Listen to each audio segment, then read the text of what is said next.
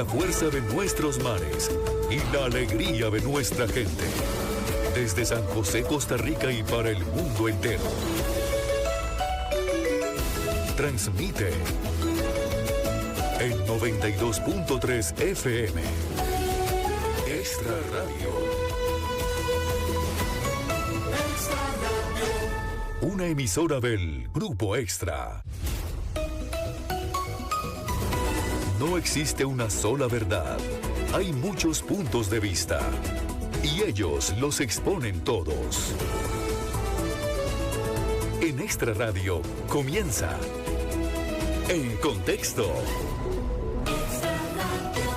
Buenos días. Hola, ¿qué tal? Muy buenos días. Bienvenidos a este espacio En Contexto. Fue el lunes 21 de octubre empezando y arrancamos semana muy bonita, soleada, por lo menos aquí en Tibás. También usted esperemos que se encuentre muy bien. Y gracias por estar aquí con nosotros en este espacio donde vamos a contarle un poco de las noticias de última hora y también vamos a analizar algunos temas de fondo. Buenos días, Luis Diego y Aarón, ¿cómo están ustedes? Buenos días, Rita, buenos días, Aarón, y buenos días a nuestra estimable audiencia.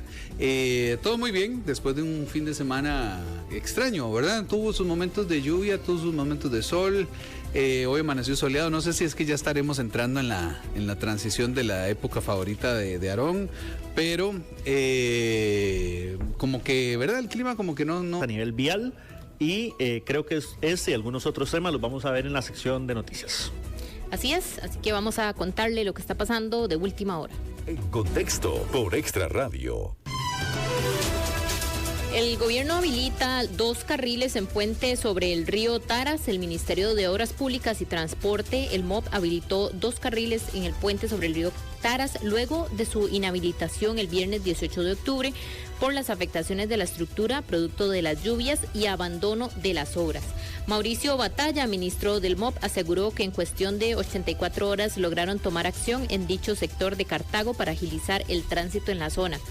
Y es que, bueno, recordemos que el viernes eso estuvo bastante caótico, esa entrada y salida de Cartago. Incluso también salió a decir el alcalde de Cartago, Mario Redondo, que se necesitaba intensificar incluso con servicio de tren del Incofer porque era tanto varios accidentes que ocurrieron el viernes, más esto del puente sobre el río Taras. Y bueno, como sabemos también toda la afectación que ha habido y las obras que se están llevando a cabo en ese sector. Entonces, bueno, es parte de lo que ya este lunes se habilita este espacio, esperando que las presas y todo lo que estuvo pasando por allá, al menos el viernes, se haya descongestionado hoy lunes.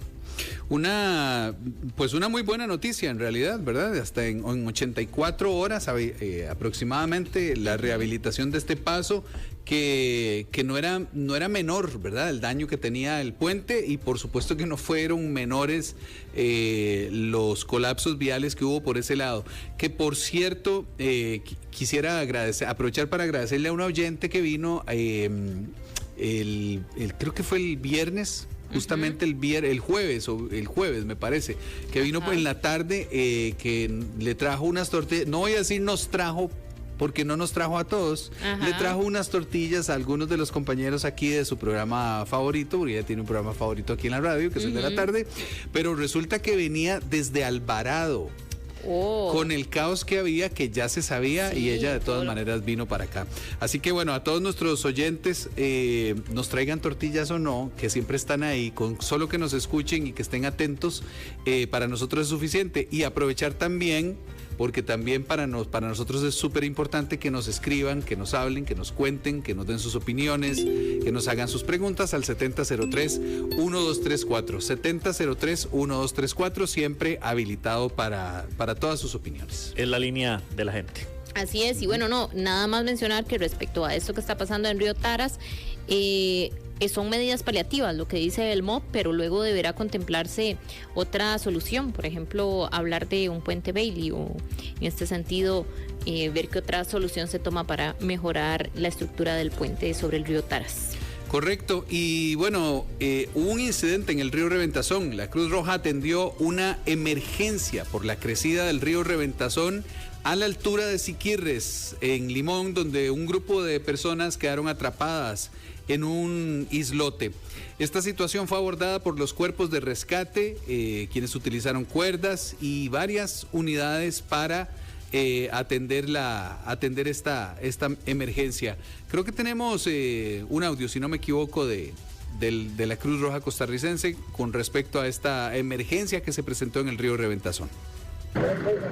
Este domingo pasada a las 3:30 de la tarde, la Cruz Roja costarricense fue alertada para atender un accidente acuático en el sector del río Reventazón en Siquirres. El lugar refieren 4 personas que están aisladas dentro del río. Al lugar, la Cruz Roja costarricense desplaza 4 recursos entre vehículos especializados, ambulancias y vehículos operativos. Estando en sitio, efectivamente se confirman las 4 personas las cuales están dentro del río debido a una crecida súbita del mismo.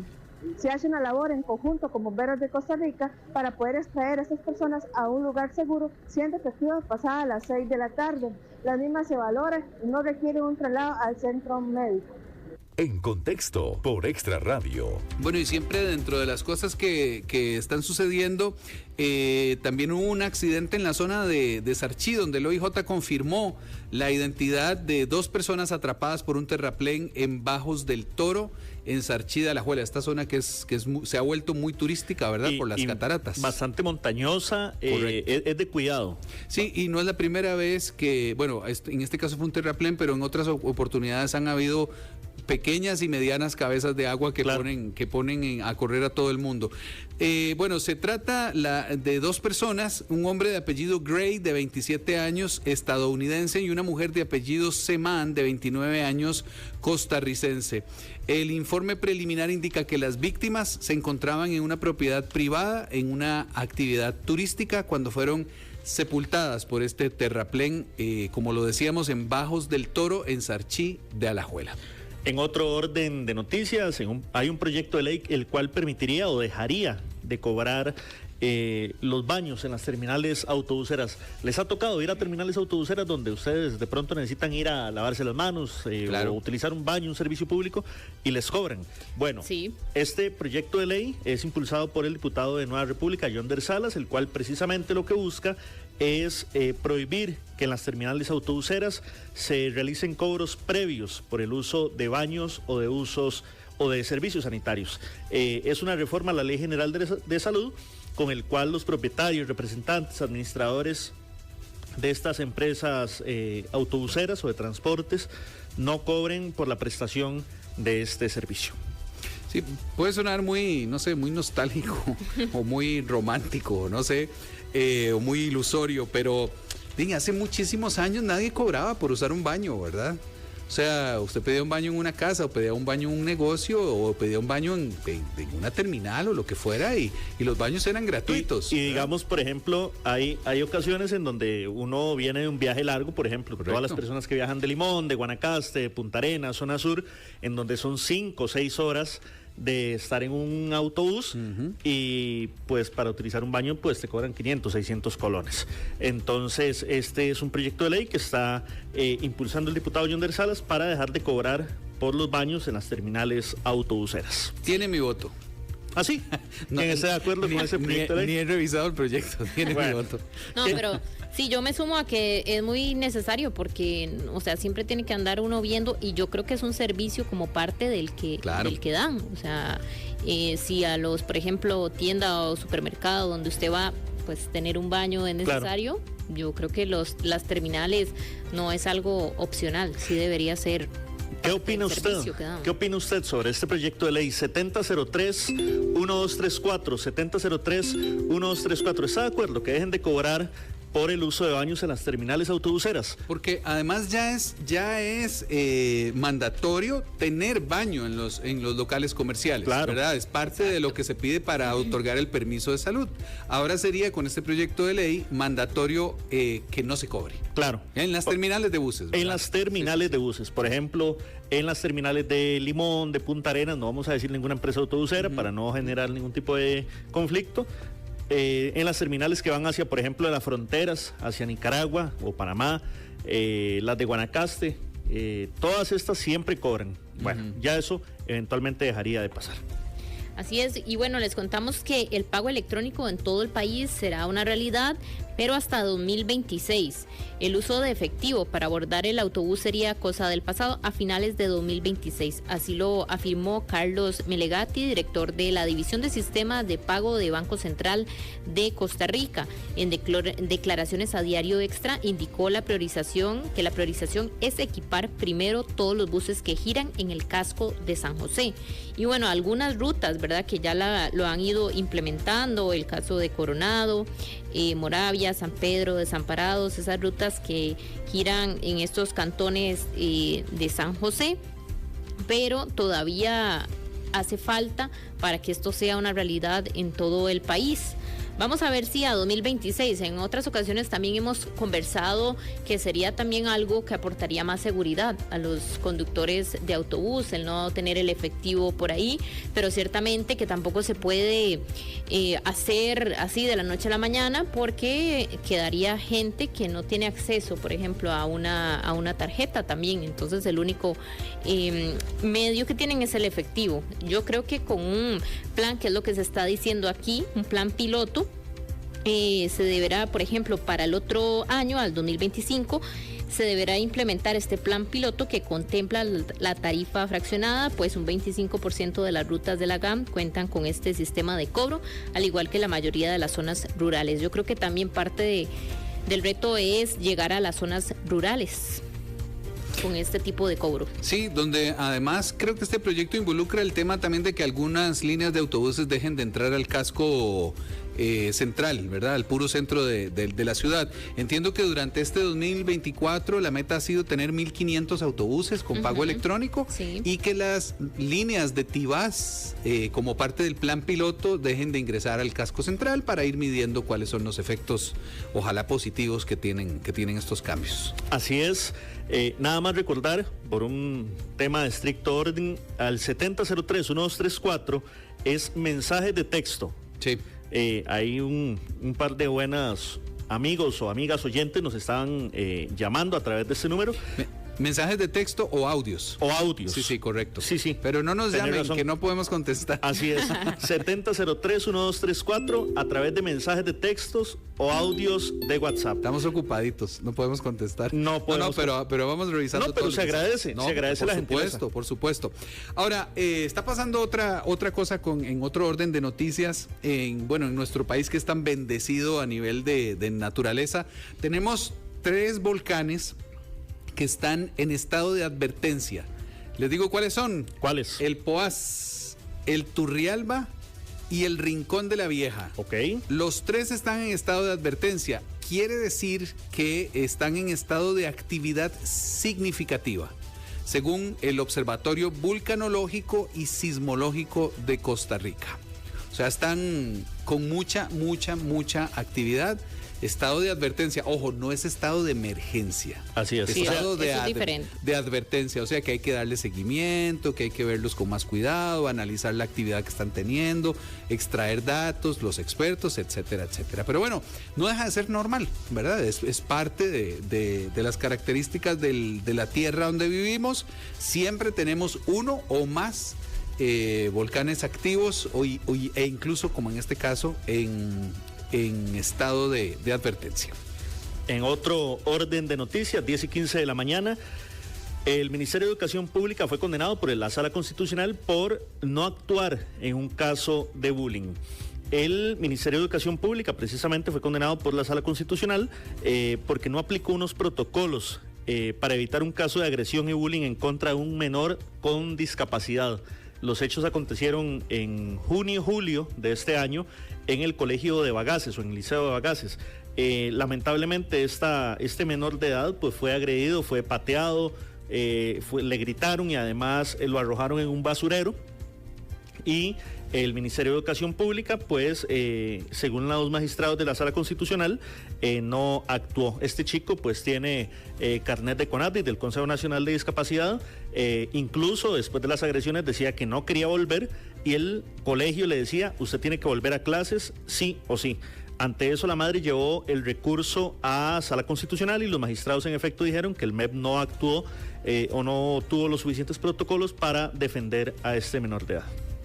Estaría interesante conversar, ¿verdad?, en el futuro, cuáles son los protocolos que sigue el Ministerio de Educación Pública en este caso, ya sea, porque no importa si el estudiante cuenta con alguna discapacidad, algún grado de discapacidad o no, nadie tiene por qué ser sometido a bullying. ¿Cuáles serían los protocolos del ministerio? ¿Qué puede hacer una persona en caso de que su hijo le diga que está sufriendo, su hijo o su ¿cómo se llama?, su menor a cargo, a su cargo, le esté diciendo que está sufriendo de bullying? Y además, ¿cuáles serían los protocolos que tiene que seguir el colegio o la escuela? ¿Y cuáles serían las sanciones también con respecto a los agresores? Porque, vamos a ver, no quisiera pensar que el protocolo solo incluye que el MEP separe a la persona que sufre bullying, que lo ponga por aparte y que las personas que cometen la agresión no vayan a tener ninguna sanción ni ningún correctivo, ojo, ¿verdad? Ojo, lo grave de esto es que este acto en donde a este chico lo arrojan a un basurero fue visto por una profesora. Y la profesora dijo, yo no puedo atenderlo, no puedo actuar porque estoy cuidando a otros estudiantes que están en examen. Chiquillos, saquen al compañero del basurero y no lo molesten más. Eso fue la única actuación que tuvieron. Dijeron, sáquenlo y ya, no le hagan nada. Pero los magistrados consideran que, pues en efecto, no hubo suficiente atención y que no se activaron los protocolos para defender a este menor de edad, o para cuidarlo, mejormente. Claro. ¿Qué costaba decirle a fulanito, verdad, a un estudiante, fulanito, recójame todos los exámenes en este momento, póngamelos en mi escritorio y ya vuelvo? Lo pongo en custodia de los exámenes y ya vuelvo, ¿verdad? Pero bueno, a veces el sentido común es el menos común. Recuerden que todas estas informaciones las pueden encontrar ya sea en diarioextra.com, si les gusta consumir la información, leerla en la web o en su celular, o en la edición impresa deliciosa de tinta y papel de Diario Extra, que la pueden encontrar a lo largo y ancho de todo el país. Rita, ¿qué más tenemos? Bueno, les contamos que el Ministerio de Hacienda está analizando un impuesto para financiar a la Caja. El ministro de Hacienda, Nogui Acosta, indicó que el Estado debe buscar un nuevo modelo para sostener la Caja Costarricense de Seguro Social, como por ejemplo la creación de una nueva renta. El jerarca afirma que el gobierno no tiene los fondos suficientes para amortizar a la deuda. Bueno, ¿ustedes qué opinan? ¿Debería hacerse esto? ¿Debería abrirse o buscarse nuevas formas de financiar la Caja? Mucho se ha hablado de la falta de recursos, de la deuda que tiene incluso el gobierno con la Caja. Y creo que es una alternativa que se está planteando, pero sí es cierto que pues debe discutirse y debe analizarse más a fondo a ver si es viable. ¿Un nuevo impuesto? Un nuevo impuesto. Justo se estaba pensando. Un nuevo impuesto. A pagar más por... No sé. A pagar más. A nadie le gusta cuando le dicen que va a haber un nuevo impuesto, por supuesto. Incluso alguna de las medidas es incrementar el IVA. Pasarlo de 13 a 15%. Y en teoría ese 2% sería para financiar a la Caja, ¿no? Pero en teoría eso es lo que se está barajando, eso es lo que se está analizando. De un nuevo impuesto, en apariencia, para financiar. ¡Qué bendición! ¿Cómo lo ven sí, en cabina? Yo creo que está bastante, todos como dicen, cuando hablamos del bolsillo, ya ahí pues se complica un poco el tema. Bueno, ¿y qué piensan ustedes? Lo pueden también comentar u opinar al 7003-1234. Puede ser que haya alguien que diga, bueno, estoy dispuesto a sacar un 1% más a pagar un 1% más de impuesto de renta con tal de que el gobierno le pague a la Caja. Hay quien podría opinar que ya hay suficiente plata en las arcas del Estado y que debería administrarse mejor también, ¿verdad? Tenemos el caso, yo sé que a veces estas cosas no funcionan así, ¿verdad? No es 1 más 1 igual a 2, pero veíamos el caso de todas estas computadoras que están cayendo en obsolescencia en las bodegas del Ministerio de Educación Pública, que al final de cuentas es presupuesto del Estado que está ahí, y cuántos otros presupuestos subejecutados existen, etcétera, etcétera. Pero bueno, da para muchísimo análisis, por supuesto. Totalmente. Bueno, tenemos otra cosa que está pasando, y es que según dicen, Costa Rica no está lista para los autos eléctricos, contrario a lo que nos hablaba el otro día el representante de la Asociación de Movilidad Eléctrica en Costa Rica. Bueno, el aumento de la flotilla eléctrica desde motocicletas hasta carros y autobuses ha incrementado de manera considerable durante los últimos años. No obstante, expertos aseguran que el sistema eléctrico costarricense no tiene capacidad para sostener el transporte verde. Esto es un poco, el otro día hablábamos de que, claro, es muy cómodo, es muy conveniente la reducción que hay en la tarifa de gasolina, ¿verdad? O en los gastos de las personas que adquieren un vehículo híbrido o completamente eléctrico. Pero también hablábamos que es cierto que aunque ya hay algunas rutas que tienen a lo largo del país lugares donde cargar, puntos donde cargar, la verdad es que son insuficientes, ¿verdad? Yo, por ejemplo, soy uno que pienso, qué bonito sería ahorrarme la cantidad de plata que gasto en gasolina, pero no me encanta que pensar en hacer un paseo y que haya 2 horas de fila para cargar el carro eléctrico, porque donde solo hay un cargador, ¿verdad? Entonces a veces pienso, hasta que no exista una cantidad similar o por lo menos la mitad de cantidad de cargadores eléctricos como bombas de gasolina existen, tal vez yo no haría el cambio. Ahora, ¿por qué digo esto?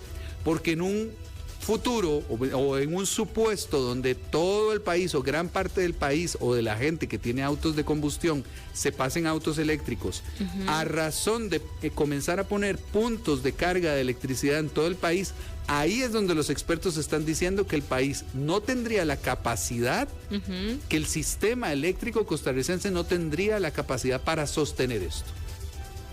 Sí, bueno, es que justamente hace unas semanas, ¿verdad?, que conversábamos aquí sobre el rápido aumento que está teniendo la gente que está adquiriendo autos eléctricos en el país, lo cual es positivo por un lado porque se habla de la reducción de emisiones contaminantes, pero sí es cierto que también algunos de los puntos que abordábamos aquí nosotros hablábamos de los cargadores, ¿verdad?, de las estaciones para cargar que no son suficientes respecto al ritmo de crecimiento que está teniendo la adquisición de estos autos en el país. Sí, que si sigue este crecimiento, ¿verdad?, tan exponencial, creo que deberíamos ir ajustando estos servicios que son necesarios, pero que ya vemos que no está yendo al mismo nivel el crecimiento con el ajuste de infraestructura necesario para que tantos autos eléctricos funcionen en nuestro país. Sí. Está en boga el tema, pero también yo considero, al menos, que para adquirir uno tiene que darse un chancecito más, no solamente por un tema de que dónde lo cargo, como decía Luis Diego, sino repuestos, dónde respondo. Por ejemplo, qué tan viable me es en este momento, cuánto dinero me va a ahorrar. Pero bueno, eso es un criterio personalísimo. Y además, vamos a ver, este tema, esta advertencia de que el sistema eléctrico costarricense no está listo, viene de parte del Intendente de Energía. Y viene no solo relacionado con los automóviles de uso personal, sino que viene también relacionado con la carga que supondría otros vehículos, como las motocicletas eléctricas, y sobre todo pensando en los autobuses eléctricos y en llegar a convertir las líneas en líneas de autobuses eléctricas, ¿verdad? Entonces, pensando en toda la infraestructura que se necesitaría, el Intendente de Energía advierte que no estamos listos. Una última noticia, porque, bueno, creo que es una penúltima. Sí, porque queremos también contarles una noticia internacional. Sí, bueno, tenemos también un mensaje acá de un estimado oyente, don Johnny Ondoy, hablando de una de las noticias que comentamos hoy. Es muy prudente que ya dejen de cobrar los baños en las paradas, ya con los alquileres de locales pueden suplir los gastos de los baños como agua, limpieza, entre otros. Eso nos dice don Johnny Ondoy desde Cartago y le agradecemos. Una penúltima noticia. Distintos sectores ambientalistas exigen la renuncia del titular de MINADE, Franz Tattenbach, ministro de Ambiente y Energía. Precisamente, los grupos ambientalistas lo que dicen es que Tattenbach no ha sabido manejar el tema ambiental y además lo acusan, en este caso, de falta de liderazgo y de ética.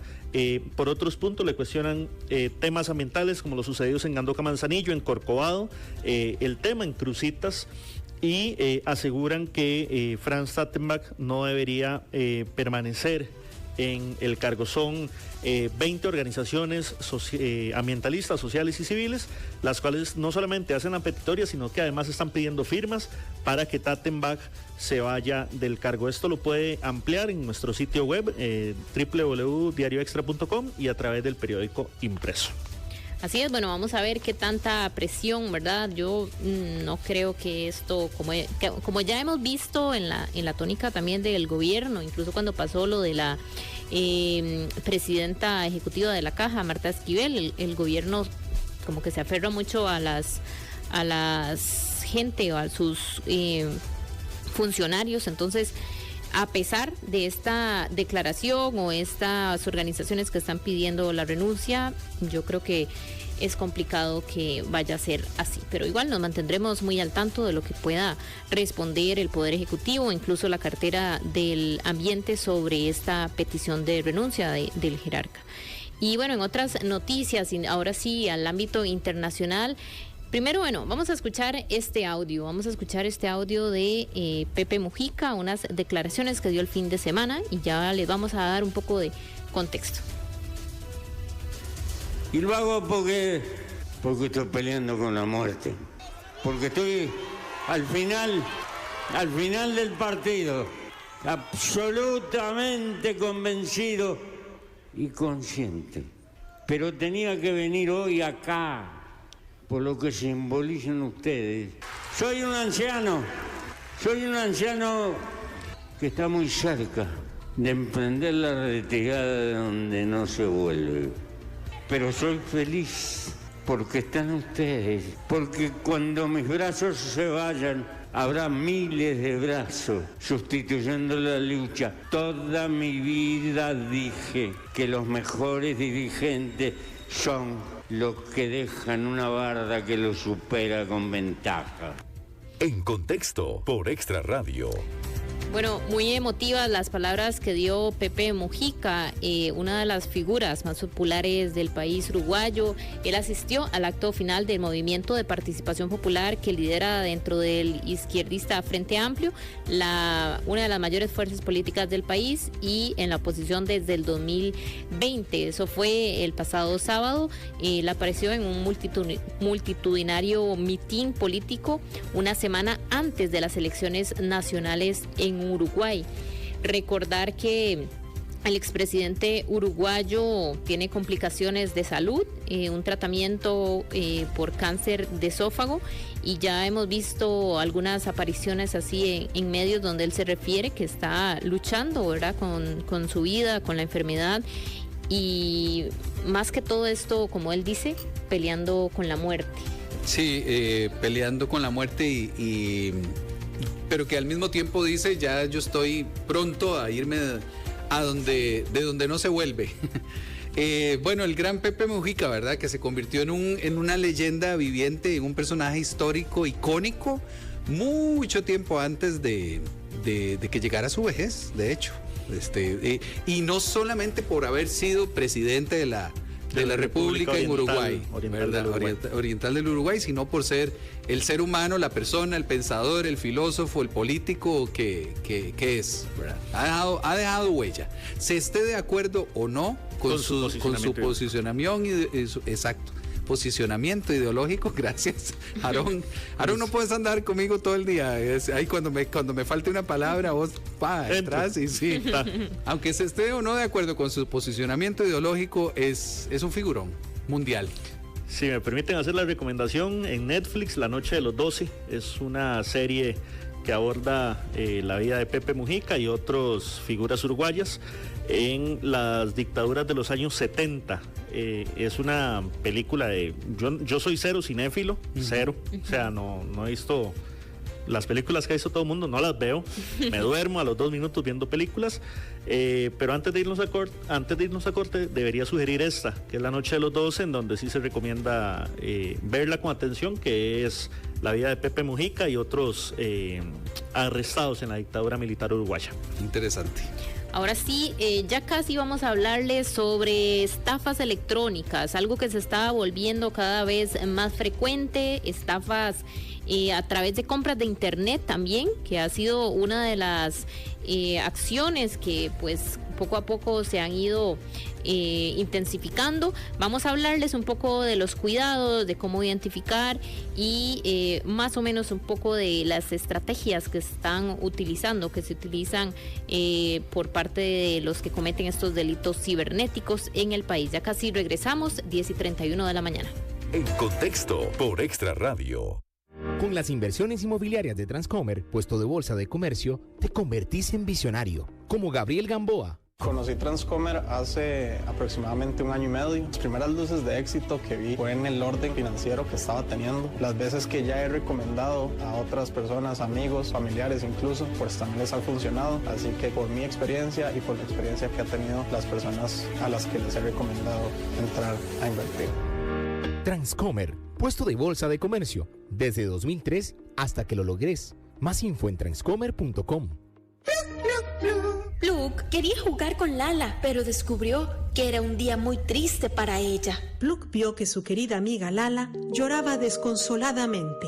Mi perro murió esta mañana. Estoy triste. No puedo parar de llorar. Descubrí el resto de la historia de Pluk y Lala en www.meb.go.cr. Leer y escribir, el primer paso para transformar vidas. Rendí homenaje a tu ser querido. Tu ausencia duele, pero tu luz permanece. Gracias por los momentos, por el amor, por ser mi inspiración eterna.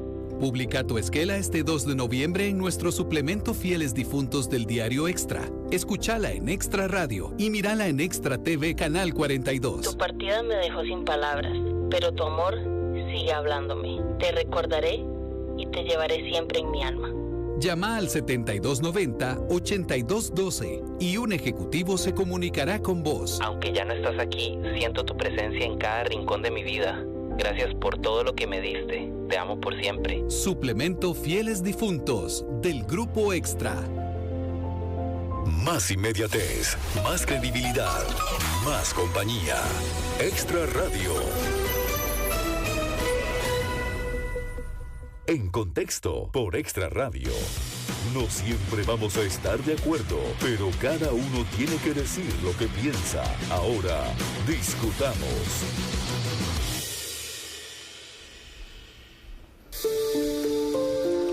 La creciente incidencia de estafas en Costa Rica, con 2.662 víctimas reportadas hasta el 15 de septiembre, resalta la urgencia de abordar los delitos cibernéticos en el país.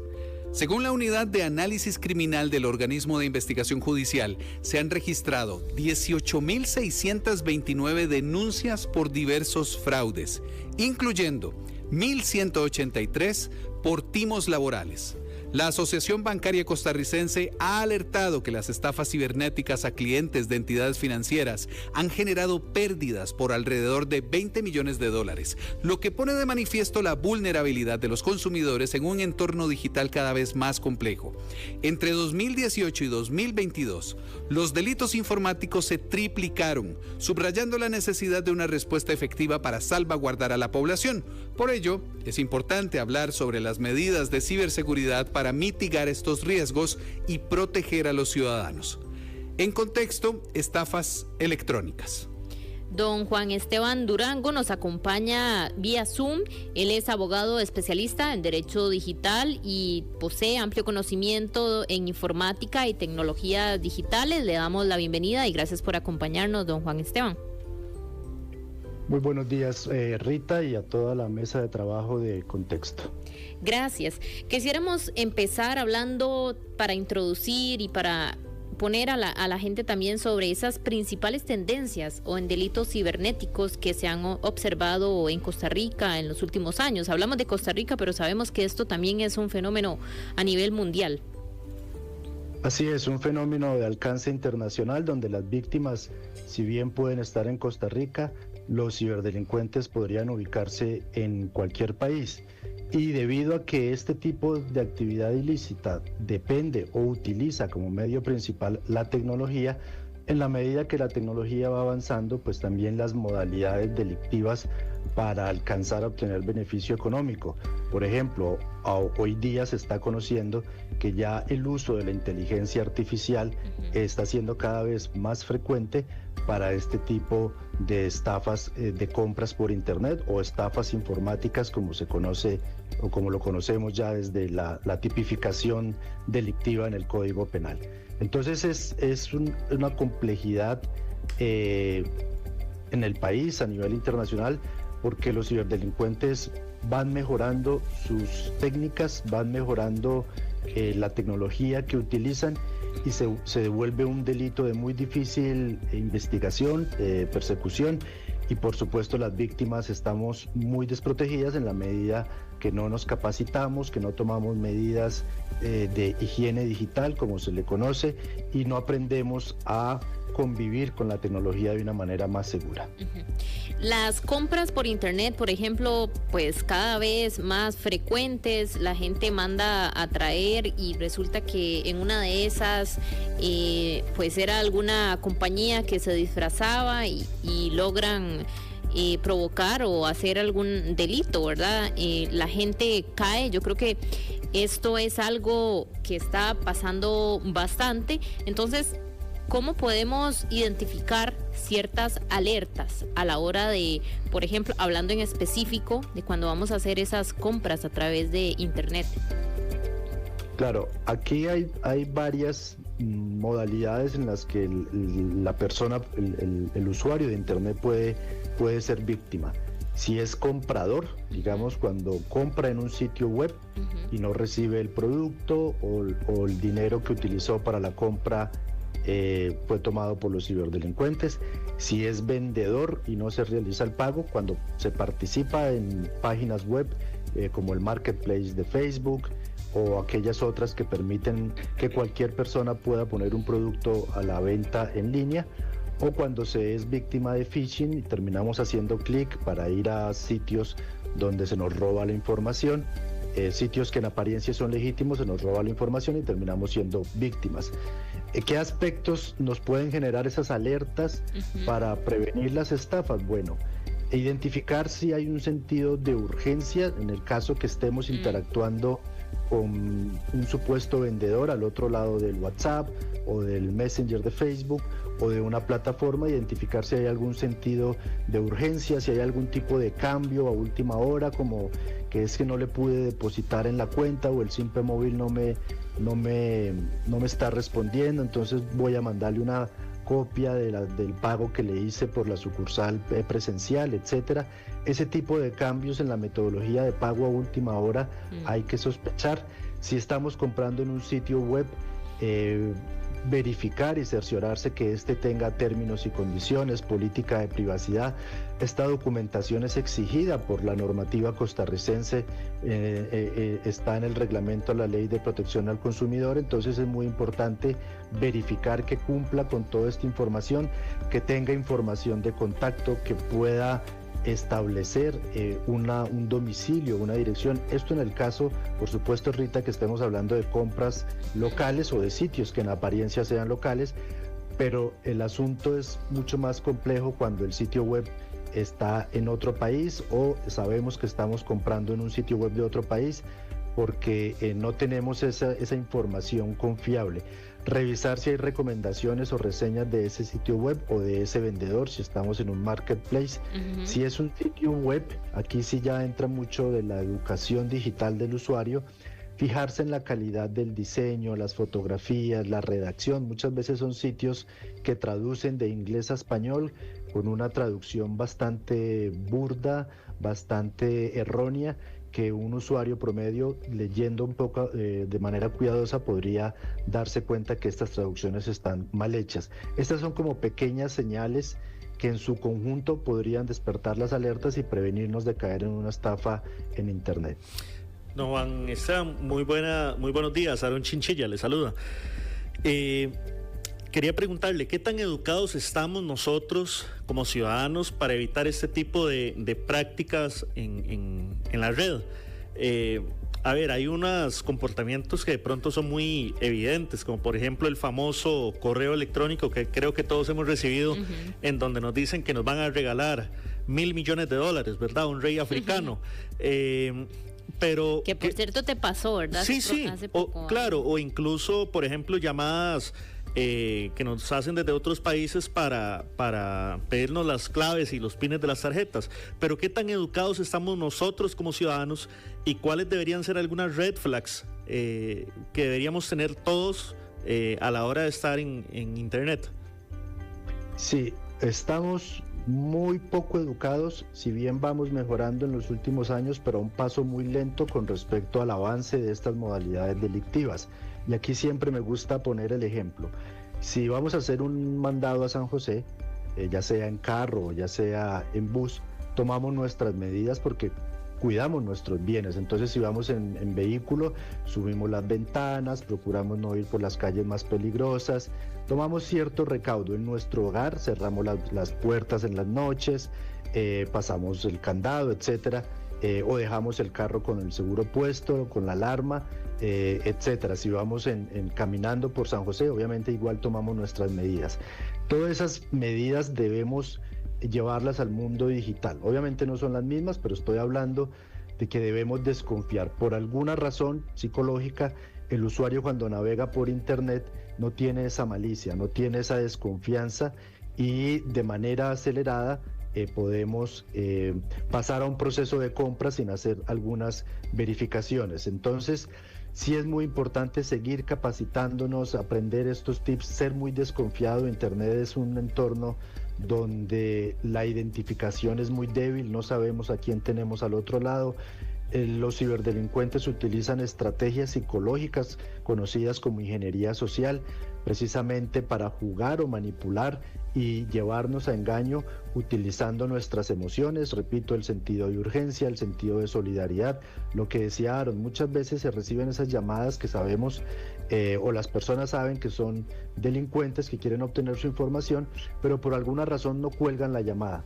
Se quedan escuchándolo porque les da pena o porque les da miedo tirar el teléfono y simplemente colgar, cuando mi recomendación es, si usted detecta que es una llamada sospechosa, cuelgue, no pasa nada, nadie va a venir por usted, no va a haber ninguna consecuencia. La única consecuencia es que usted va a mantener su patrimonio seguro. Si es una llamada legítima, pues lo volverán a llamar y le explicarán, o usted devuelva la llamada o se acerca a la entidad financiera, si es del banco o de alguna autoridad pública, porque se hacen pasar por municipalidades, por Hacienda, por algún tipo de entidad pública autorizada. Entonces, si usted sospecha, simplemente cuelgue. Si usted está en un sitio web donde ve algo sospechoso, detenga la compra, asesórese de alguien, pero sí es nuestra responsabilidad irnos capacitando cada vez más en esta educación digital, porque vivimos en un entorno diario digital donde interactuamos de manera masiva y frecuente,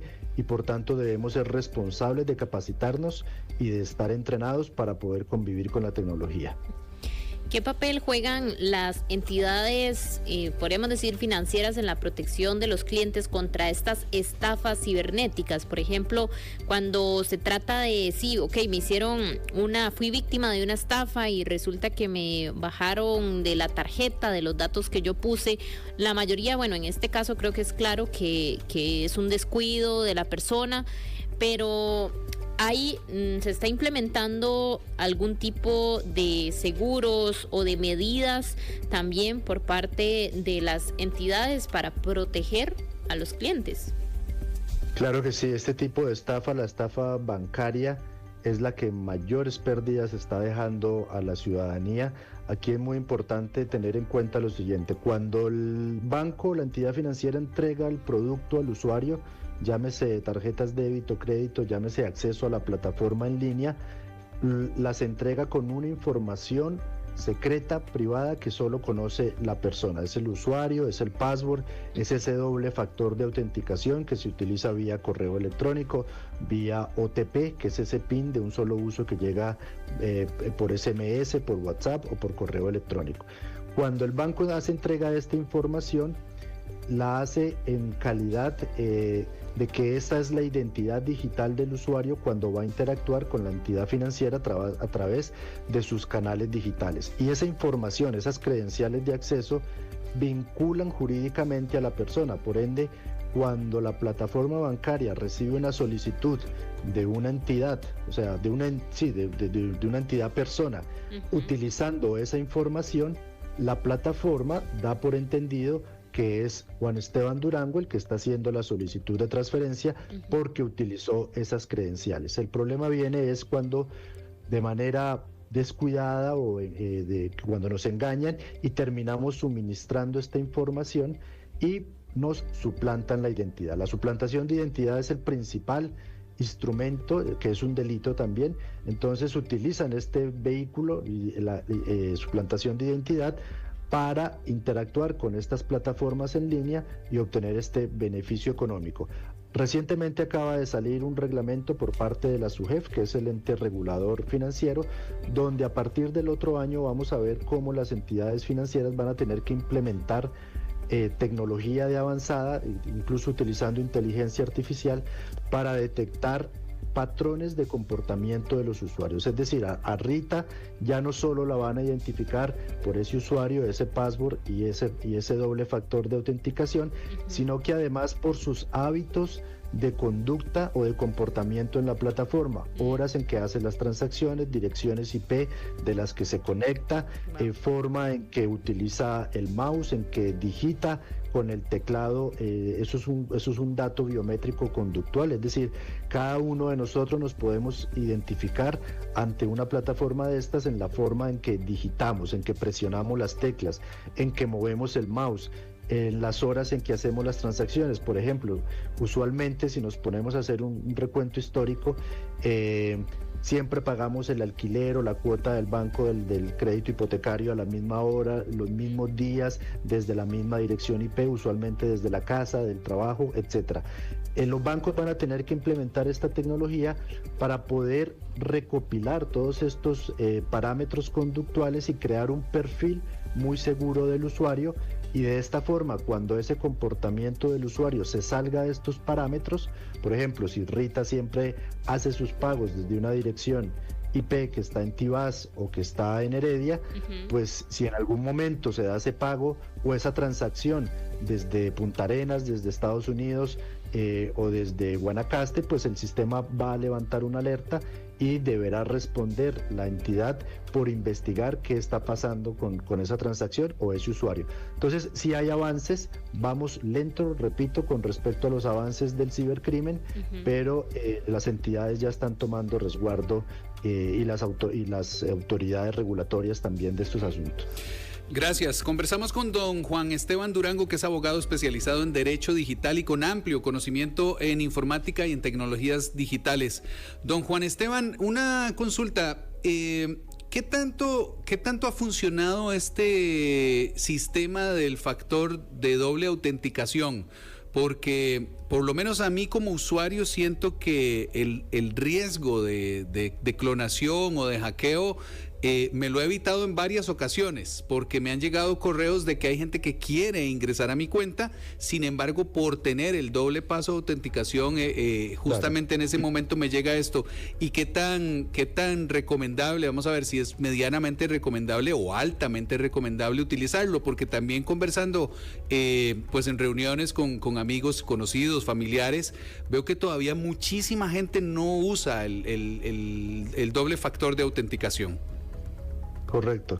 Solo para aclararle a la audiencia, el doble factor de autenticación es un elemento adicional que se le agrega a las credenciales de acceso, es decir, al usuario y password tradicional, usuario y clave secreta, se le agrega un tercer factor, que es una clave de un solo uso, un PIN de un solo uso, que puede llegar al correo electrónico, que puede llegar a la SMS del teléfono celular, algunos utilizan WhatsApp, o que puede ser un token que tengamos en nuestra mano, un token físico donde se van generando números, o una tarjeta donde hay unos números y el sistema nos lo solicita. Sin duda es ponerle más difícil el acceso al ciberdelincuente. No es un método infalible, pero sí en algunos casos previene que logren ese acceso. Ahora, ¿qué es lo que pasa? Que cuando somos engañados a través de una llamada, usualmente, o cuando somos víctimas de phishing y terminamos en un sitio web fraudulento donde suministramos no solo las credenciales de acceso, sino ese factor doble de autenticación, ese factor adicional, pues toda esa información la captura el ciberdelincuente y ahí va a tener todo un conjunto de información para suplantarnos. Entonces no es infalible. Por ejemplo, ese SMS que nos llega, ese mensaje SMS que nos llega al teléfono celular, bueno, pues ya hay una modalidad del SIM swapping, que es el intercambio de SIM, donde el ciberdelincuente va al proveedor de telefonía celular, se hace pasar por nosotros, obtiene un nuevo SIM donde tiene asignado el número de nosotros y toma posesión de esa línea telefónica. Esto tiene el riesgo, obviamente, de que ya con tener posesión de la línea telefónica puede cambiar los passwords de los accesos a las entidades financieras, puede recibir los SMS e incluso podría tener acceso a nuestros correos electrónicos cuando nosotros vinculamos nuestra línea telefónica a esos correos electrónicos. O si perdemos el acceso al correo electrónico, también cuando utilizamos ese correo electrónico como un doble factor de autenticación, pues ahí estamos perdiendo ese tercer elemento que nos identifica. Entonces, no es infalible, pero sí es una medida adicional de seguridad que le estamos imponiendo a nuestros accesos y poniéndosela más difícil a los ciberdelincuentes. Claro. ¿Cuál considera usted, don Juan Esteban, que es el mayor desafío con los delitos cibernéticos? ¿Es un poco la falta de conocimiento o puede ser el que estas técnicas y estafas avancen muy rápido y cada vez, bueno, usted al principio mencionaba la incorporación de inteligencia artificial también, entonces creo que cada vez más sofisticado? Pero en su consideración, ¿cuál es ese desafío más grande? Los desafíos, en mi criterio, son en conjunto. Es unas tareas multidisciplinarias de múltiples participantes, que son usuarios, que son las entidades o las plataformas que proveen los servicios de comercio electrónico o de banca en línea, y por supuesto a nivel de regulatorio y de autoridades que investigan este tipo de delitos. Como usuarios debemos tomar en serio el uso de las tecnologías digitales. Cuando digo tomar en serio es tener al menos mínimo un antivirus en nuestro dispositivo móvil, en nuestra computadora. Okay. Un antivirus tiene un costo. Hola, sí, ahí volví. Sí, continúe. Sí, le escuchamos. Perfecto. Decía yo que como mínimo tener un antivirus, nosotros como usuarios en Internet, es una medida mínima de seguridad. Un antivirus ronda el precio de los $40-45 anuales. Si dividimos esto entre 12, nos va a dar unos, $4, $3 en promedio mensual. Es poco para la seguridad que recibimos en nuestros dispositivos. Entonces, muy importante como usuarios capacitarnos, tener software seguro, tener las licencias, tener antivirus, entrenarnos y capacitarnos en estas medidas de seguridad, en esta malicia que debemos adquirir. Repito, cuando vamos a hacer un mandado al centro y llevamos dinero, somos maliciosos y tenemos nuestras medidas. Igualmente en el mundo digital, donde entregamos nuestros datos, debemos tomar nuestras medidas. Las entidades o las plataformas de comercio electrónico, las entidades de banca en línea, por supuesto implementar controles más sofisticados, más seguros, mejor tecnología, que permitan identificar a los usuarios con mayor fiabilidad y mayor certeza, que quizás es uno de los factores donde más se están dando las estafas, en esa suplantación de identidad. Y si nos vamos a la parte regulatoria, mejores leyes, mejor herramientas a las autoridades que investigan, llámese OIJ, Fiscalía, herramientas procesales para investigar estos delitos, ya que tienen complejidades adicionales y técnicas que los hacen de muy difícil investigación. Como usuarios también muy recomendable denunciar. En la mayoría de las estafas en estas modalidades son estafas 20, 30, 40, 50 mil colones, 100 mil colones cuando son por compras por internet. Entonces las personas usualmente no denuncian porque creen que no va a pasar nada, o porque creen que que van a perder su tiempo si ponen la denuncia por el poco valor que significó la pérdida. Pero para la Fiscalía o el OIJ es muy importante estas denuncias, porque cuando se detecta un patrón delictivo en repetitivo, además en estas estafas, ellos pueden poner el foco de atención, como pasó hace poco con una pareja en Heredia, donde eran estafas muy pequeñas de 30, 40, 50 mil colones, pero cuando fueron ya varias en conjunto, lograron identificarlos y lograron hacerles un allanamiento, y actualmente están con medidas cautelares importantes. Entonces, es relevante que todos participemos para combatir este tipo de ciberdelincuencia que está haciendo bastante daño a la sociedad.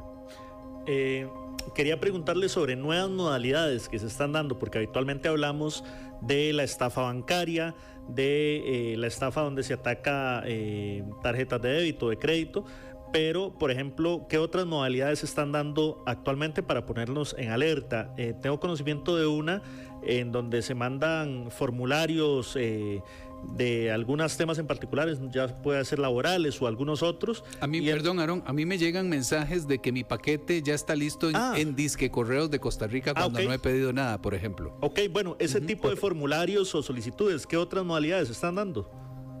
Sí, el del mensaje de correo de Costa Rica, yo puedo recibir 2 o 3 por día. Claro. Definitivamente, ¿qué es lo que pasa? Que mandan de manera masiva 10,000, 20,000, 40,000, 50,000 mensajes, y con que agarren un 1% de éxito, con que tengan un 1%, un 0,5% de éxito, ya valió la pena para ellos. Me llamó la atención la modalidad utilizada por esta pareja de Heredia, donde contactaban a las personas para hacer la compra de un Xbox, de una computadora, de una bicicleta. Las personas entregaban el producto y ellos les hacían una transferencia falsa, por supuesto, simpe, y lo que hacían era recrear un mensaje de texto igual a como lo hace la entidad bancaria. Entonces lo que hacían era mandarle a la persona un mensaje SMS con toda la descripción de la transacción y con número de transacción. La víctima no se cercioraba en su cuenta bancaria que el saldo haya ingresado, sino que veía la notificación de su entidad financiera donde efectivamente, supuestamente había recibido esa transacción. Esa modalidad no la conocía, es bastante fácil de hacer, en realidad suplantar un mensaje SMS de una entidad financiera. No necesitaron tecnología sofisticada, no obstante lograron tener una tasa bastante exitosa de estafas, donde ya la cifra rondaba los millones de colones que habían logrado engañar a las personas. También se está dando ya el uso de estafas más complejas con inteligencia artificial, donde logran suplantar la voz de una persona. Entonces, alguien conocido, puede ser mi esposa, mi hija, o que yo pueda recibir una llamada de donde mi hija me está hablando, donde tiene un problema con un policía de tránsito, o que chocó a alguien y que necesita pagarle a esa persona 200,000 colones, y que este es el número simpe para que yo le pague, porque la persona está un poco ofuscada. Obviamente yo como padre, de manera rápida, voy a reaccionar y voy a hacer la transferencia. Cuando me doy cuenta, es una inteligencia artificial que ha suplantado la voz de mi hija y que ha logrado engañarme. ¿Cómo suplantan la voz? Bueno, a través de todas esa información que ponemos en internet. Por ejemplo, estas conversaciones que estamos teniendo en línea podrían servir para entrenar un modelo de inteligencia artificial y de esa forma llegar a suplantar la voz de nosotros o incluso la imagen de manera modalidades obviamente más sofisticadas, repito, pero ya es posible que pueda ser realizada. Entonces, esto va avanzando en las técnicas y en las modalidades y tenemos que estar alerta a todo. Es decir, cualquier mensaje, solicitud, sobre todo relacionada con dinero, con algún sentido de urgencia que recibamos, pongamos atención, mejor digamos, claro. Ok, voy a colgar y te devuelvo la llamada a tu teléfono para ver que si esto es real. Eso. Ok, don Juan Esteban Durango, abogado especializado en Derecho Digital. Estamos conversando sobre las estafas que se realizan a través de Internet, estafas electrónicas. 11 de la mañana, ya casi regresamos, vamos a hacer una breve pausa. En Contexto, por Extra Radio. Para entender el mundo en el que vivimos, no hay como escuchar a los que saben. Y con nuestros invitados vamos a llegar al fondo de los temas más importantes para todos. De lunes a viernes entrevistamos para usted a los protagonistas de la actualidad, desde las 2 de la tarde. Asiento Extra, solo por Extra Radio. Con las inversiones inmobiliarias de Transcomer, puesto de bolsa de comercio, te convertís en visionario, como José Luis Beita. Mi nombre es José Luis Beita, soy inversionista de Transcomer. Me apasionan mucho las inversiones. Transcomer me ha ayudado a incrementar mis inversiones financieras, lograr mis metas. Recomiendo Transcomer porque creo que es importante hoy en día la educación financiera, que pueden ayudar a las personas a mejorar su vida financieramente. Transcomer, puesto de bolsa de comercio, desde 2003 hasta que lo logres. Más info en transcomer.com. Hace poco, Luke se miró al espejo, tomándose el tiempo para hacerlo detalladamente. Con paciencia y gran interés, pasó largo rato viendo su pelo parado, sus ojos un poco saltones y sus dientes un tanto torcidos. ¿Qué crees que pasa por la cabeza de Plug? Sumergite en esta historia en www.med.go.cr. Leer y escribir, el primer paso para transformar vidas. Para los que se ponen morados de impotencia o de felicidad. Para los que se ponen rojos de pena o de pasión. Analizamos el fútbol y muchas otras disciplinas de lunes a viernes desde las 12:30 mediodía. Tiempo Extra Radio, solo por Extra Radio. Las noticias son de todos. Extra Radio. En Contexto, por Extra Radio. WhatsApp Extra 7003-1234. ¿Qué estrategias específicas me recomendarían implementar para poder fortalecer la ciberseguridad de mi negocio? Don Juan Esteban Durango, estamos conversando con él. Él es abogado especializado en Derecho Digital y bueno, es parte de los reportes, un audio que nos ya hace llegar una oyente al 7003-1234, 7003-1234. ¿Qué podríamos decirle a esta oyente que nos pregunta por consejos para su negocio o empresa privada para fortalecer la ciberseguridad? Claro, muy importante esta pregunta. Usualmente, y es lo que la tendencia en las empresas pequeñas o medianas o grandes, el punto más débil es la persona, es el colaborador, es el que se encarga de hacer los pagos, es esta persona que todos los días está recibiendo correos, interactuando con clientes, con proveedores, etcétera. Entonces, hay que capacitar muy bien a los colaboradores, hay que tener políticas internas que de manera frecuente les recuerde a las personas esas medidas de seguridad que hay que tomar, de no hacer clic en vínculos de empresas de comunicaciones que no estamos esperando. Por ejemplo, el caso de Correos de Costa Rica, hay un virus que es un malware que se instala a través de algunas otras empresas de correos donde dice usted tiene una guía de la cual le ha llegado el pedido y se abre ese PDF y ese PDF contiene un virus o un malware que infecta el sistema informático de la empresa. Entonces, nosotros trabajamos dentro de los servicios que ofrecemos, trabajamos mucho con empresas en ese sentido, capacitando a los colaboradores, a los empleados que manejan herramientas tecnológicas para implementar toda una serie de protocolos y evitar y prevenir este tipo de estafas, que siendo en empresas los montos son mayores, es decir, los ciberdelincuentes cuando atacan empresas van por montos mayores, van por mayores cuantías, por montos de facturas o pagos a proveedores, donde tienen la capacidad de suplantar la identidad de un proveedor o de un cliente y hacen cambios de última hora en los pagos y logran así de manera exitosa obtener un beneficio económico. Eso se conoce como la estafa del CEO, donde el ciberdelincuente logra conocer muy bien el funcionamiento interno de la empresa y logra engañar a la persona a cargo de realizar los pagos y cambia las condiciones del pago a última hora con bastante sentido de urgencia y de esta forma engaña a la persona para que le haga una transferencia a una cuenta bancaria que está en su poder. Usualmente estos ciberdelincuentes están en otros países y las pérdidas que generan son millonarias sin ninguna posibilidad o muy pocas posibilidades de recuperar los dineros. Entonces hay que abordar este tema en la organización de manera integral con todas las personas que la componen para no dejar esos puntos muertos o espacios vacíos donde el ciberdelincuente pueda ingresar. Don Juan Esteban, tal vez una cosa que pienso yo que podría resultar de mucha utilidad es que escuchándolo hablar y sobre todo de que pasa mucho por la falta de malicia, ¿verdad? En algunos momentos o hace algunos años los virus eran muy ruidosos, muy visibles y muy escandalosos, exacto. En los 90s uno abría un virus por un correo electrónico y la computadora se bloqueaba, salían un montón de pantallas, hasta casi que le salía un cartel que decía usted ha sido hackeado, ¿verdad? Ahora creo que sería útil para gran parte de la población que tal vez desconoce cómo avanzan estas tecnologías, indicar que no necesariamente tiene que ocurrir algo en su pantalla en ese momento después de darle clic a un link, ¿verdad? Correcto, y allí la importancia de los antivirus.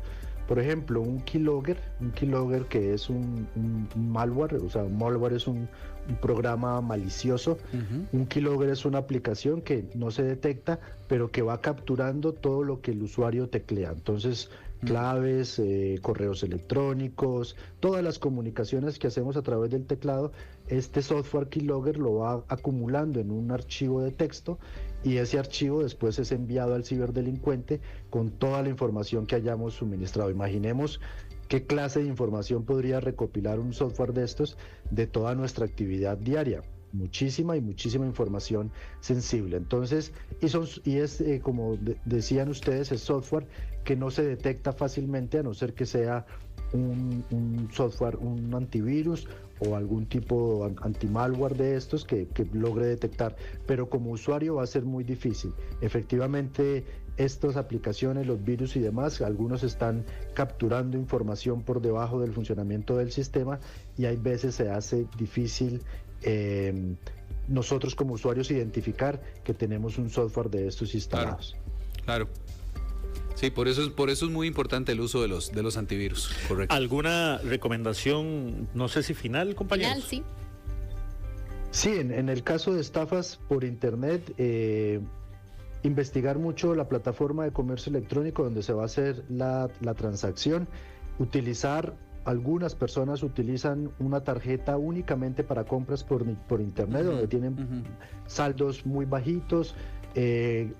Ojalá recomienda a las entidades financieras mejor si es tarjeta de crédito, porque si usted hace la compra y se da cuenta que es una estafa, la entidad financiera tiene mayor capacidad de bloquear esa compra y hay un tiempo de unas 24, 48 horas donde se puede reaccionar. Cuando compramos con tarjeta de débito, el dinero sale y ya es muy difícil recuperarlo. Poner atención si los precios son demasiado atractivos, si las ofertas ya lucen irreales, que uno dice esto ya es sospechoso, como las típicas estafas de aerolíneas haciendo ofertas a diferentes países con precios irrisorios y la gente cae, o la promoción de la pizza 2x1 por un monto ridículo, pero que llevan a un sitio web donde le piden ingresar la información financiera. Si estamos comprando, por ejemplo, en plataformas como el Marketplace de Facebook, mantener la conversación en Facebook.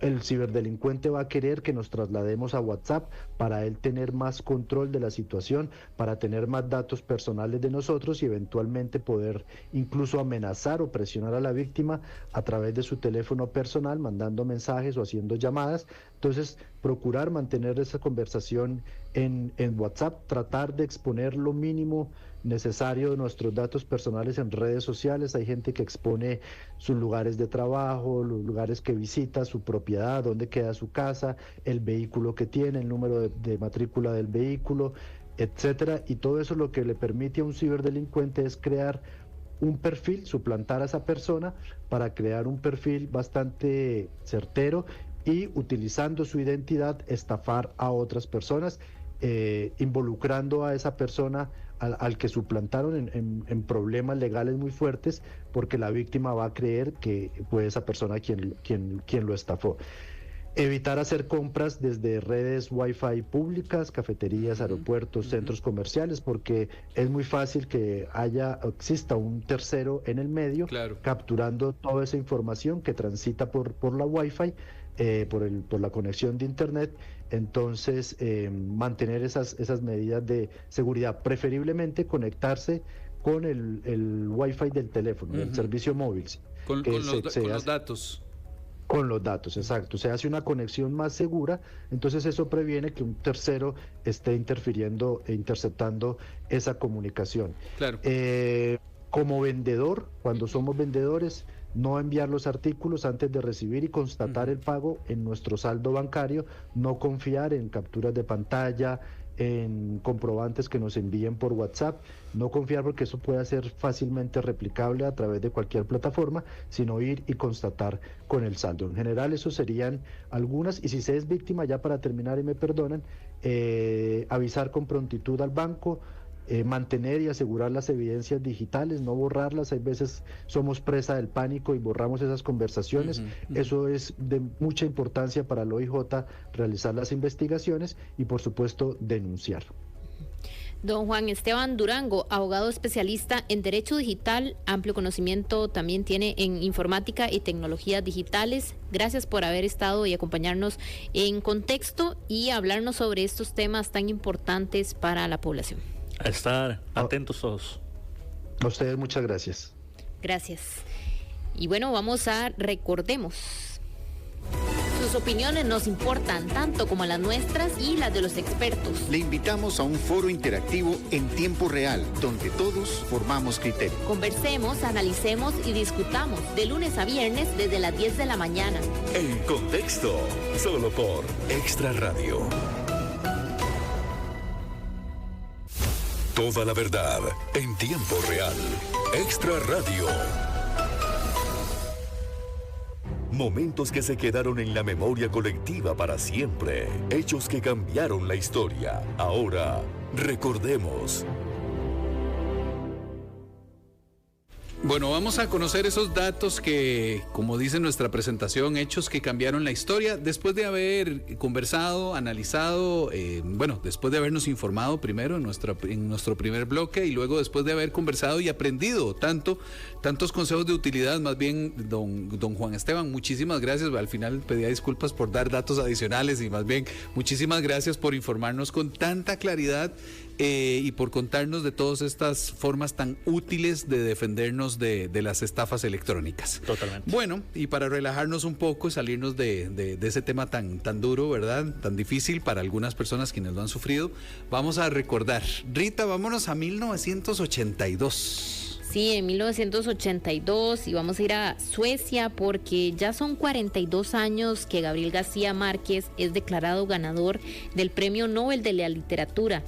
La Academia Sueca destacó la narrativa polifacética del colombiano, cuyos registros iban desde el cuento, la novela corta, hasta el periodismo político y la crónica. En el informe, los académicos hacen énfasis en el contraste asombroso que García Márquez establece entre su visión trágica de la vida y la vitalidad de su narración. Su máxima obra literaria, 100 años de soledad, en 1967, proporcionó a García Márquez un reconocimiento internacional de desacostumbrada magnitud. La novela se tradujo a un gran número de idiomas y se ha editado en millones de ejemplares. Nuevas generaciones de lectores siguen comprándola y leyéndola con un interés que no disminuye. Sí, impresionante, ¿verdad, Aarón? También... el realismo mágico de García Márquez. Sí, es impresionante. Digamos, yo me siento, siempre que se habla de García Márquez, me siento exageradamente orgulloso de ser latinoamericano, ¿verdad? Porque está, bueno, sus obras, pero sobre todo 100 años de soledad, ¿verdad? En la cantidad de idiomas que ha sido replicada es que son cientos de miles, millones de ejemplares vendidos alrededor del mundo, y lo que significa para la cultura global en realidad esta obra. Yo creo que sí, o sea, este premio Nobel de la Paz obviamente involucraba mucho a Colombia y mucho orgullo a los colombianos, pero como usted bien dice, también nos identifica a todos como latinoamericanos. Incluso por ahí Argentina había salido a decir que aunque Gabriel García Márquez, ¿verdad?, era colombiano, pero que una de las primeras ediciones se editó en una editorial argentina. Entonces, por ello, ellos también reconocían o merecían ese reconocimiento. Y Gabriel García Márquez influyó tanto en la historia latinoamericana, principalmente por 100 años de soledad, con sus personajes de Macondo, que incluso algunos vallenatos colombianos refieren a Macondo, ¿verdad? Pero no solamente 100 años de soledad, está La hojarasca, está El coronel no tiene quien le escriba, Crónica de una muerte anunciada, La memoria de, para no decirlo totalmente, El amor en los tiempos del cólera, Enerinda y su abuela desalmada, Los 12 cuentos peregrinos. O sea, Gabriel García Márquez, que es sin duda alguna el escritor que yo más disfruto por su realismo mágico, por su pluma, por la sencillez y a la vez la profundidad en la que escribe, es un ícono latinoamericano y colombiano. O sea, ha influenciado todos los ámbitos de la cultura popular colombiana y evidentemente latinoamericana. Muchísimas son las obras, Los funerales de Mamá Grande, Cuando yo era feliz, Indocumentado, Ojos de Perro Azul, que por cierto Rubén Blades sacó un disco que se llamaba Ojos de Perro Azul, El general en su laberinto, El amor y otros demonios. Son muchísimas las obras de García Márquez. Así es, prolífico además. Muchísimo. Entonces un día como hoy, hace, ¿qué serían? 38 años, si no me equivoco, 1982, recibió este premio Nobel de literatura. Oigan esa musiquita de fondo, ¿verdad? Es relajante, suavecita. Ahora escuchen esto.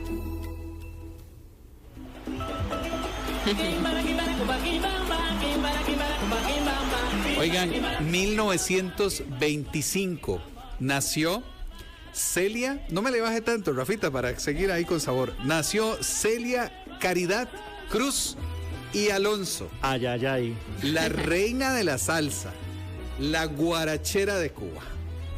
Qué buena Celia. Sí, ampliamente considerado como para ellos, ¿no? Sí. Y ella no quiso. Sí. Luego en el 61-62 hacen un evento celebrando la Revolución Cubana y le dicen a Celia, queremos que usted sea la artista, y ella no quiso. Sí, correcto. Después de ahí empezaron tensiones y tuvo que irse de Cuba. Sí. Y nunca más volvió, pero Celia es un ictus, 33, y es que ya no estoy viendo, y aparte el celular no me quiere dar vuelta. Alfred Nobel, el inventor sueco y fundador de los premios que llevan su nombre, o sea, los premios Nobel, fue inventor, ingeniero y fabricante de armas, conocido por ser principalmente el fundador de los premios Nobel, que reconocen los logros en paz, literatura y ciencia. Es que nació también un día como hoy. Sí, ahí me comí el verbo. Sí, un día como hoy nace Alfred Nobel, este inventor sueco y fundador de los premios Nobel, evidentemente. Era hijo de un fabricante de explosivos, mostró interés por la ciencia desde muy joven y trabajó en la empresa de su padre, donde patentó la dinamita en 1867. Fue preocupado por el legado de la paz e incluso Nobel dejó en su testamento la mayor parte de su fortuna para establecer los premios. Además de filántropo, pues fue científico, ¿no? Y falleció un 10 de diciembre de 1896 en San Remo, Italia, y su legado perdura a través de los premios Nobel, que son hoy un símbolo de reconocimiento a la paz y el avance de la humanidad. Así es, y es que estos premios Nobel inician justamente en 1895. Como sabemos, cada año es un galardón internacional que se le da para reconocer a personas e instituciones que hayan llevado a cabo investigaciones, descubrimientos o contribuciones notables a la humanidad. Por eso es que también leíamos al inicio que justamente hace 42 años es cuando Gabriel García Márquez gana el premio Nobel de Literatura. Ok. Y hay una última que tiene que ver con electricidad, ¿verdad? Así es, en 1879 en Estados Unidos, Thomas Edison consiguió que su primera lámpara eléctrica luciera durante 48 horas ininterrumpidas. Ese mismo año se asoció con JP Morgan para fundar la empresa General Electric.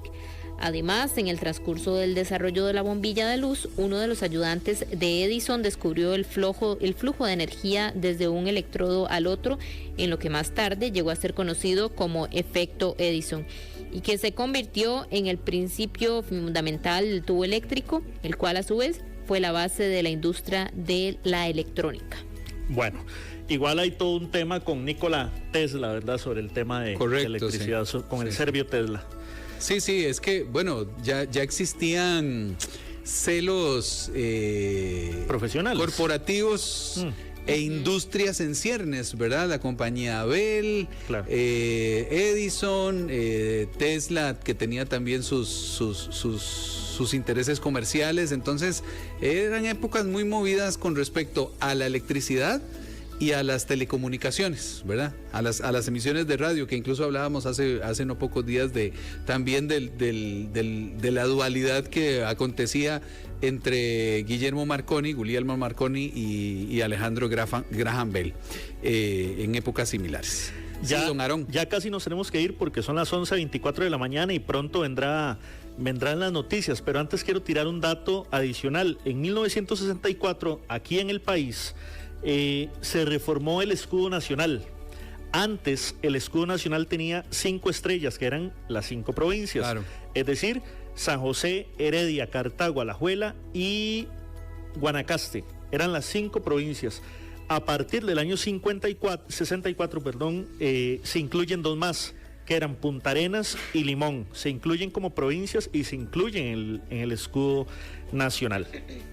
Eso como un dato adicional a la fecha del día de hoy. Y ustedes saben que se celebra hoy, además. ¿Qué más? Hoy es el Día Mundial del Ahorro de Energía. Sí, es una iniciativa del Foro Energético Mundial, el World Energy Forum, que se celebró por primera vez en la inauguración de este encuentro en el 2012, que tuvo lugar en Dubái. Es una fecha que está asociada con los principales desafíos que enfrenta la humanidad en términos del uso de los recursos y cómo estos afectan fenómenos como el cambio climático. Así que la fecha también tuvo respaldo de una gran cantidad de países. La propusieron en esta reunión que ocurrió en el 2012 en Dubái, como decíamos antes, y convoca tanto a gobiernos como a ciudadanos a tomar medidas de responsabilidad ambiental que garanticen un acceso equitativo a la energía para el año 2030, año puesto como punto de referencia para la revisión de la transición hacia energías renovables por la Organización de las Naciones Unidas. Así que se destaca en esta efeméride el uso de las energías accesibles, sostenibles y fiables. Empezamos con un tema del Nobel, a la mitad nos fuimos con Nobel y nos vamos a ir con creo que ya nos vamos con un Nobel, Sí, porque un también. día como hoy se le dio el Premio Nobel de Literatura a Pablo Neruda, el chileno, que también es otro gran escritor. Otro prolífico. Por supuesto, de origen chileno. Sí. Y entre sus obras están 20 poemas de amor, que es, se me olvidó, puedo escribir los versos más tristes en esta noche. E incluso hay una canción de Serrat. No Serrat. sé, creo que de Serrat. Ya ahorita lo confirmamos. Bueno, continúa. Bueno, entre algunas de sus obras están Crepusculario, 20 poemas de amor y una canción, Desesperada, Residencia en la Tierra, Los versos del Capitán y otras obras que por todas ellas le dan el Premio Nobel de Literatura en 1971. A Pablo Neruda. La Noche Estrellada o los 20 poemas que puedo escribir ¿cómo es, Aaron? Ya se me fue. Puedo escribir los versos más tristes. Puedo escribir los versos más tristes fue el que lo hizo sí. más famoso. Sí, bueno. Y sí es de Serrat, la versión musical. Ajá. No andaba tan perdido entonces. Sí, correcto. Bueno. Sí, también Alberto Cortés tiene una versión. Sí, correcto. Bueno, ya nos despedimos, ya casi vienen las noticias por la señal de Extra TV Canal 42. Ustedes pueden continuar también aquí por 92.3 FM. Les informamos sobre lo que está pasando durante esta mañana de lunes 21 de octubre y nos escuchamos mañana aquí en Contexto. Pasen muy buen día. En un mundo donde muchos dicen ser dueños de la verdad, es importante conversar y hasta debatir. Nos hacemos una mejor opinión cuando escuchamos los puntos de vista que nos gustan y los que no. La conversación se pone buena de lunes a viernes a partir de las 10 de la mañana. En Contexto, solo por Extra Radio.